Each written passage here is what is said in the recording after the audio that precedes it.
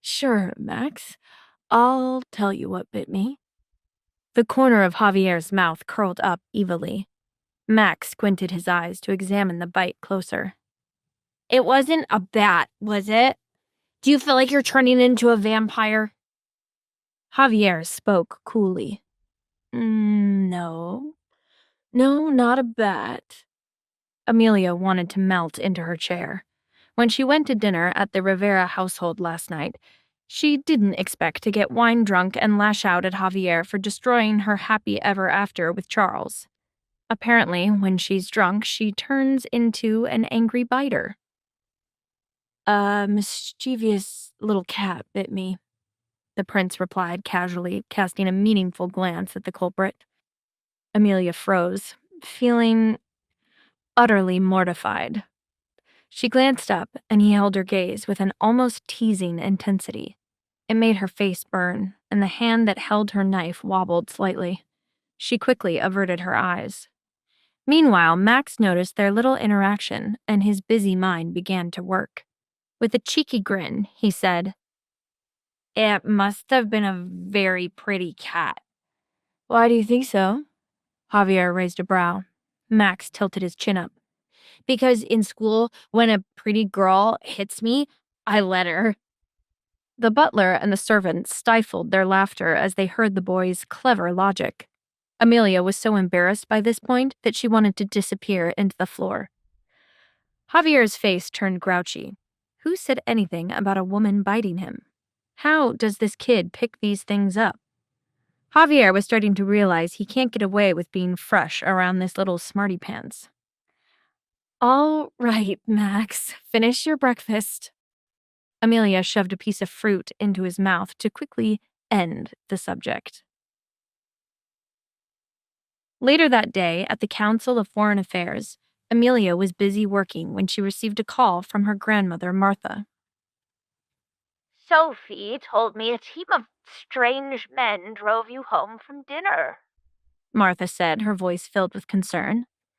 "I hope you're not getting involved with the wrong kind of people." Amelia sighed. While she appreciated her grandmother's concern for her safety, she knew this call was the result of Sophie running her mouth off to make her look bad. Grandma, it's not how Sophie made it sound. They weren't strange men. It was my boss's security team. He was in the neighborhood and offered to give me a ride home. Great. So now Amelia was having to lie to her grandmother and call Javier her boss. Keeping her baby daddy's identity a secret was turning into a royal pain in the ass. She hated having to lie to people she cared about. "So, the limo man was your boss? Not some, what do you kids call them? The sugar daddy that you're dating?" Amelia cringed. God, no, not a sugar daddy, Grandma. "Perfect, because I have someone for you to meet. He's a very sensible man, a teacher, divorced, so, he's not afraid of commitment." Amelia covered her face with her hands, overwhelmed with embarrassment. Oh, no, Grandma, blind dates are so awkward, and I don't have time with work. Her grandmother cut her off, knowing Amelia would say anything to get out of it. "I've already scheduled the date. Don't embarrass me by canceling it. His mother is a friend. He comes from a good family." Amelia pinched her brow. Grandma, I'm capable of finding my own dates. There's even apps for that now. "And yet you don't. I don't know if you're lazy or just too picky, but you can't afford to be selective in your situation. Most men don't want to raise another man's child. At this rate, I never live to see the day Max has a father figure at home to look up to." She should have screened her grandmother's call. She had a knack for wrecking her peace. All right, Grandma. Sure, I'll think about it. "I'll text you the details when I have them. Wear a skirt, not pants. And don't be late. Meanwhile, at the Spanish consulate, Prince Javier was warmly greeted by a crowd of fans. It was his second week working at the consulate, and people continued to gather, excited to catch a glimpse of royalty. Javier was a beloved figure known for many remarkable accomplishments. He was a decorated soldier in Spain's elite special naval warfare force, an advocate for human rights, and a champion of the Spanish people. Online polls constantly ranked him as the most attractive living royal in the world and one of the top eligible bachelors. But Javier wasn't one to get carried away by public opinion, which he knew varied on a daily basis. So he entered the consulate and went straight to work. His assistant, Victor, knocked at the door. Excuse me, Your Highness. Gustavo Sanz, the President of Spain's General Council of the Judiciary, is here to see you, Victor informed as he shut the door. Victor wanted privacy so he could give Javier an important heads-up before the meeting. I wanted to inform you that Mr. Sanz is aware of the new defense project collaboration you are setting up with the Americans. Javier understood that this meant he needed to tread carefully with Gustavo, who had a reputation for being a tough man.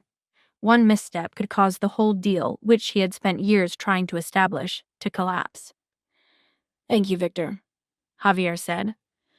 I'll say this only once. If anyone leaks information about the secret weapons project, there will be no mercy. Victor showed no emotion.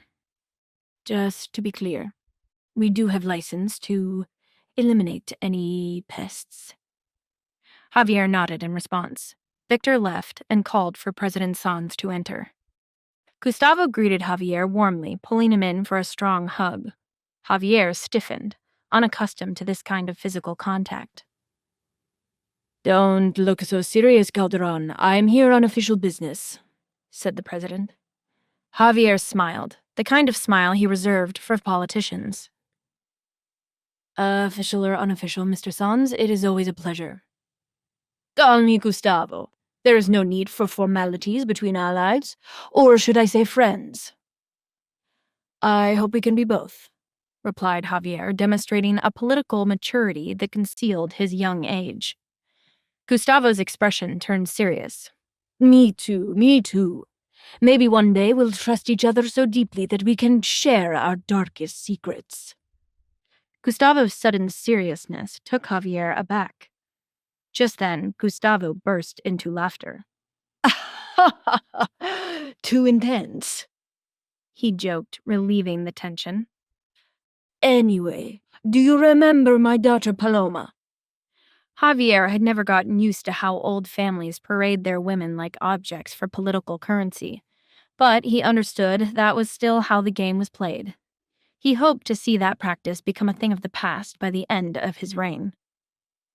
Of course. How could I forget the lovely Miss Sanz? Gustavo held his hand warmly to his chest. I come to you because she is in town and has been singing your praises. I wondered if you would be willing to meet up with her. It's been so long since you two last saw each other. She's since grown into a fine young woman, cultured, well-traveled, and rather keen on challenging you to a game of chess. Javier gave another cordial smile. You don't have to sell me on your daughter, Mr. President. I mean Gustavo, Javier replied. Tell Miss Sanz I would be honored to play a match with her. I also hope she will appreciate this gift from my royal family. Javier produced a rare wine from his family's vineyard.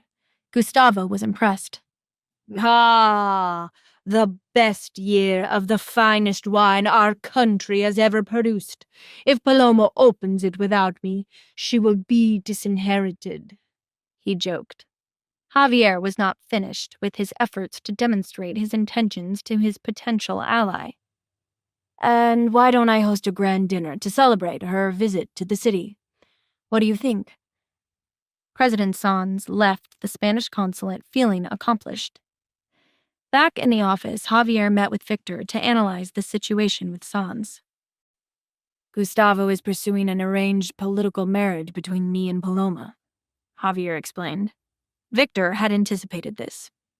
If you reject their proposal, he is likely to turn to Vice President Flores for an alliance, and a Flores-Sanz partnership will pose a serious threat to your agenda. Javier understood this threat well, as did his father, King Calderon. The king was keen on the benefits of this marriage and did not see it as optional.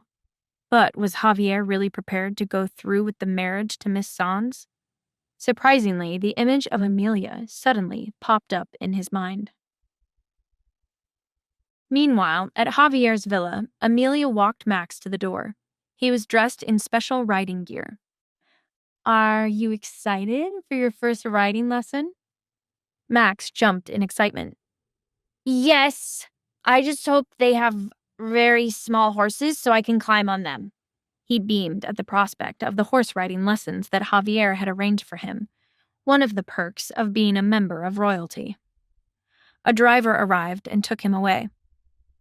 It was a fine Saturday afternoon, and Amelia was ready to treat herself to some ice cream by the pool when she was interrupted by the butler. "Miss Rivera," he said. "I was requested to inform you that a special guest will soon be arriving at the mansion." Amelia was intrigued. This was the first time the house staff went out of their way to inform her of a guest's arrival. Could this be someone special? Amelia noticed Mr. Grant stiffen, as if he had something to say but felt awkward about it. "Was there something else, Mr. Grant?" "It has been requested that you retreat to your quarters for the duration of the guest's stay." Amelia had been familiarizing herself with some of the strange customs of the rich and noble, but this was a first. "Oh, is the guest dangerous?" Perhaps this was a political enemy of sorts, so Javier was protecting her identity. Mr. Grant gave an uncomfortable chuckle. "No, Miss Rivera. The guest is not dangerous, but misunderstandings are. You see, the visitor is Paloma Sanz. She's the daughter of Spain's president of the General Council." Mr. Grant leaned in as if to share a secret. "And likely to become the future princess." It took Amelia a second until she finally got it. Future princess? As in the future Mrs. Javier Calderon. The revelation took Amelia aback. I see. That is a rather special guest, then, isn't it?" Amelia found herself lost in thought. Why hadn't the possibility of Javier getting married ever occurred to her? He was young, single, and a literal prince. Of course he'd be a hot commodity for marriage. "Miss Rivera," Amelia snapped back to reality.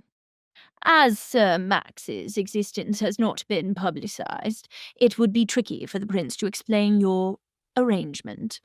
If she sees a young woman living in the palace, she may come to the conclusion that could ruin Prince Calderon's designs.